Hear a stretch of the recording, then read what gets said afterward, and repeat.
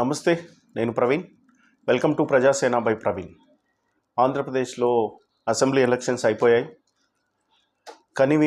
కనివిని ఎరగని రీతిలో రిజల్ట్స్ వచ్చాయి కూటమికి, ఎన్డీఏ కూటమికి. సో ఎవరు ఊహించని, ఎవరి ఊహకందని రిజల్ట్స్ ఆంధ్రప్రదేశ్లో వచ్చాయి. నిజంగా ఆంధ్రాలో ఎన్డీఏ కూటమి గెలవడానికి కారణం ఎవరు? జగన్మోహన్ రెడ్డి చంద్రబాబును ముఖ్యమంత్రి చేశాడా? నాకు తెలిసినంత వరకు జగన్మోహన్ రెడ్డి చంద్రబాబును ముఖ్యమంత్రి చేశారనే అనుకుంటున్నా. ఎందుకు అనంటే గత 2014లో ఎప్పుడైతే ఆంధ్ర అండ్ తెలంగాణ డివైడ్ అయిపోయిన తర్వాత తెలంగాణలో కేసీఆర్ గవర్నమెంట్ వచ్చింది, ఆంధ్రాలో చంద్రబాబు నాయుడు గారి గవర్నమెంట్ వచ్చింది. చంద్రబాబు నాయుడు గారి గవర్నమెంట్ వచ్చిన తర్వాత జగన్ గారిని ఎంత అవమానించాలో అంత అవమానించారు చంద్రబాబు నాయుడు అండ్ టీం. చంద్రబాబు నాయుడు గారు, వాళ్ళ మంత్రులు, వాళ్ళ పార్టీ కార్యకర్తలు అంటే అవమానాలు, చీత్కారాలు జగన్మోహన్ రెడ్డి ఇవి చాలా ఎదుర్కొన్నాడు. చాలా అవమానాల్ని, చాలా చీత్కారాల్ని. జగన్మోహన్ రెడ్డిని ఒక పిల్ల, ఆయన ఏం చేయగలుగుతాడు, జగన్మోహన్ రెడ్డి ఏం చేస్తాడు అనే తరహాలో జగన్మోహన్ రెడ్డిని ఎంత దారుణంగా అవమానించాలో అంత దారుణంగా అవమానించారు. ఈ క్రమంలోనే 16 నెలలు జైల్లో ఉండడం, తను జైల్లో ఉండడంతో షర్మిల గారు పాదయాత్ర చేయడం. షర్మిల నిజంగా ఒక మాటలో చెప్పాలి అని అంటే, షర్మిల గారు వైఎస్ఆర్సీపీ పార్టీని నిలబెట్టిందని చెప్పాలి. జగన్ జైల్లో ఉన్నంతసేపు తను ఒక్కతే ఒంటరిగా కొన్ని నెలల పాటు పాదయాత్ర చేసి వైఎస్ఆర్సీపీని కాపాడిందనే చెప్పాలి. అలా ఆ కాపాడుతున్న క్రమంలోనే తిరిగి జైలు నుండి వచ్చిన తర్వాత కూడా చాలా చాలా అవమానాలు ఎదుర్కొన్నాడు జగన్మోహన్ రెడ్డి. చాలా నీచంగా చూశారు జగన్మోహన్ రెడ్డిని. అప్పుడు ఏమైపోయిందంటే పబ్లిక్ లోపల ఒక రకమైన ఇరిటేషన్ వచ్చేసింది టీడీపీ ప్రభుత్వం పైన. జగన్మోహన్ రెడ్డిని అట్లా విమర్శిస్తుంటే, అవమానిస్తుంటే జనాలు భరించలేకపోయారు. అడుగుదీసి అడిగేస్తే అవమానాలు భరించిండు జగన్మోహన్ రెడ్డి. సో ఈ రకంగా అవమానించినప్పుడు చంద్రబాబు నాయుడు ఆయన టీం ఈ రకంగా జగన్మోహన్ రెడ్డిని అవమానపరిచినప్పుడు, అప్పుడు 2019 ఎలక్షన్స్ జరిగినప్పుడు జనాలు ఏంటి అనంటే మమ్మల్ని చంద్రబాబు నాయుడు జగన్మోహన్ రెడ్డిని విమర్శిస్తుంటే మమ్మల్నే విమర్శిస్తున్నాడు, మమ్మల్నే అవమానిస్తున్నాడు అన్న రేంజ్లో ఫీల్ అయిపోయారు అక్కడి ప్రజలు. వాళ్ళు ఏం చేశారంటే చంద్రబాబును పక్కన పెట్టి జగన్మోహన్ రెడ్డికి కనివిని ఎరగని రీతిలో మ్యాండేట్ ఇచ్చారు. 2019 ఎలక్షన్స్లో జగన్మోహన్ రెడ్డి ప్రభంజనం వచ్చేసింది. జగన్మోహన్ రెడ్డి ప్రభంజనం వచ్చిన తర్వాత జగన్మోహన్ రెడ్డి ఏం చేశాడు అనంటే, చంద్రబాబు ఏదైతే చేశాడో దానికి 2 times 3 times జగన్మోహన్ రెడ్డి అవమానించడము, వాళ్ళని దారుణంగా చూడడము, వాళ్ళని ఎక్కడ దొరికితే అక్కడ, ఎలా దొరికితే అలా వాళ్ళని ఇబ్బందులు పెట్టడము, ఇట్లాంటివి చాలా చాలా చేశారు. చంద్రబాబు చేసిన దానికంటే 2 times 3 times ఎక్కువ చేశారు జగన్మోహన్ రెడ్డి గారు. సో జగన్మోహన్ రెడ్డి గారికి సడన్గా ఒక అహం వచ్చేసింది. నేను ప్రభుత్వంలో ఉన్నా, నన్నెవరేం చేయగలుగుతారు, నేను ప్రజలకు ఇన్ని సంక్షేమాలు ఇస్తున్నా, బటన్ నొక్కితే చాలు పబ్లిక్ అకౌంట్లో డబ్బులు పడిపోతున్నాయి కదా, నన్నెవరు ఆపేది అనుకున్నాడు. చంద్రబాబు నాయుడుతో పాటు మెయిన్గా ఏంటి అంటే ఆంధ్రాలో జరిగింది ఏంటంటే స్వేచ్ఛ లేదు. ఎవరు గట్టిగా మాట్లాడితే వాళ్ళని టార్గెట్ చేయడము, ఎవరు వ్యతిరేకంగా మాట్లాడితే వాళ్ళని టార్గెట్ చేయడం, ఇలాంటివి చాలా జరగడం వల్ల ఏమైపోయిందంటే పబ్లిక్ లోపల ఒక భయం స్టార్ట్ అయిపోయింది. నిజంగా చెప్పాలి అని అంటే ఆంధ్రప్రదేశ్లో పబ్లిక్ మాట్లాడడానికి కూడా భయపడే స్టేజ్కి వచ్చేసిండ్రు. సో పబ్లిక్లు మౌనంగా భరించడం స్టార్ట్ చేశారు.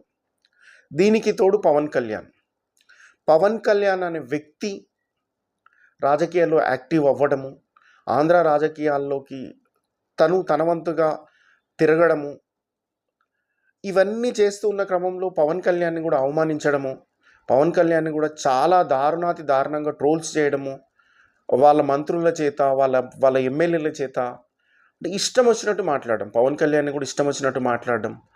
పబ్లిక్ లోపల పవన్ కళ్యాణ్ మీద ఒక ఇమేజ్ని జగన్మోహన్ రెడ్డి ఆయన టీం, ఆయన పార్టీ కలిపి ఏం చేశారంటే పవన్ కళ్యాణ్ ఎక్కడికో తీసుకెళ్లారు.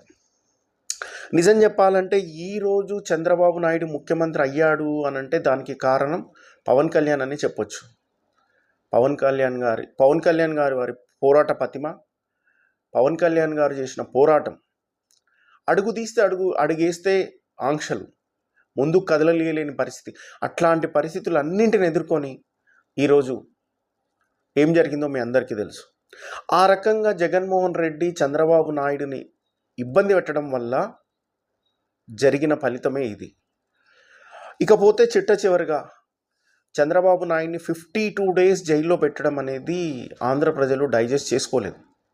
అయినప్పటికీ కూడా ఆ చంద్రబాబు నాయుడిని జైల్లో పెట్టినా కూడా పెద్దగా స్పందన రాకపోవడం జనాల నుండి, ఇవి చూసి జగన్మోహన్ రెడ్డి ఏమనుకున్నాడంటే నాకు తిరుగులేదు, నన్ను ఎవడ్రా ఆపేది అనుకున్నాడు. జగన్మోహన్ రెడ్డి చేసిన బ్లండర్ మిస్టేకుల్లో చంద్రబాబు నాయుడిని జైల్లో పెట్టడం అనేది జగన్మోహన్ రెడ్డి చేసిన అతిపెద్ద తప్పు. లేకపోతే నాకు తెలిసి జగన్కు ఇంకొక 30-40 సీట్లన్నా వచ్చేవి.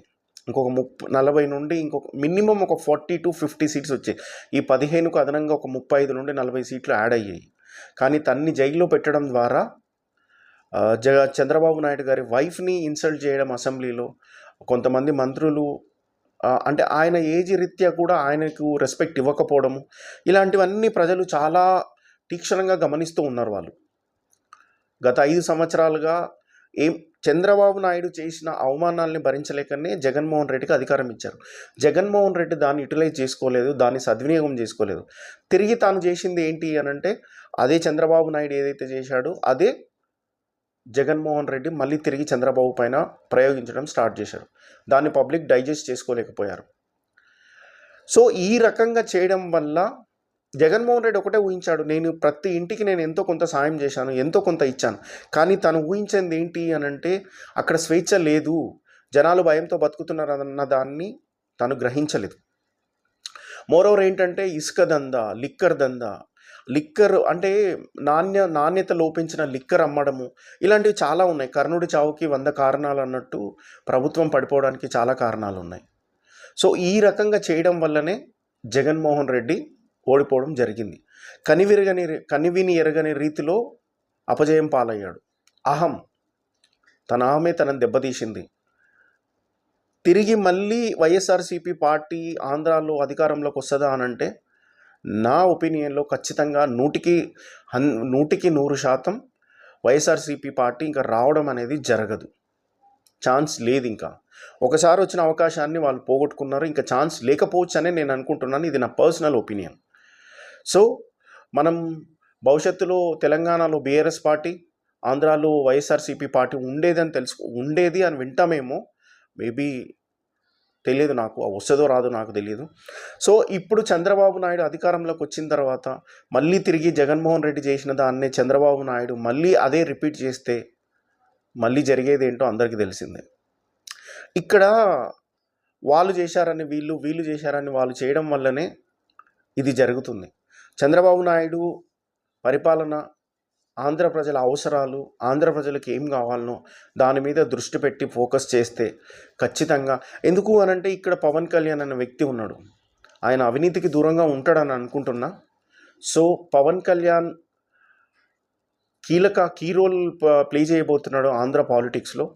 సో పవన్ కళ్యాణ్ ఉన్నంత వరకు నీతి నిజాయితీగా ఉంటాడని అనుకుంటున్నాం. ఇప్పుడు ఉన్నంత వరకు అయితే తన క్యారెక్టర్ నిజాయితీ పరుడు అనే పేరుంది కాబట్టి పవన్ కళ్యాణ్ ఉన్నంత వరకు వేరే వాళ్ళకి అవకాశం వస్తుందని అయితే అనుకోవడానికి లేదు. సో చూడాలి చంద్రబాబు నాయుడు ఏం చేస్తారు, పవన్ కళ్యాణ్ ఏం చేస్తాడు, పరిపాలన ఎలా సాగుతుంది, ఆంధ్ర ప్రజల మన్ననలు పొందుతారా లేకపోతే తిరిగి జగన్మోహన్ రెడ్డి లాగానే అవుతుందా అనేది కాలమే నిర్ణయిస్తుంది. సో ఇది ఈ వీడియో కనుక మీకు నచ్చినట్లయితే లైక్ చేయండి, షేర్ చేయండి, కామెంట్ చేయండి, సబ్స్క్రైబ్ చేయండి. Thank you.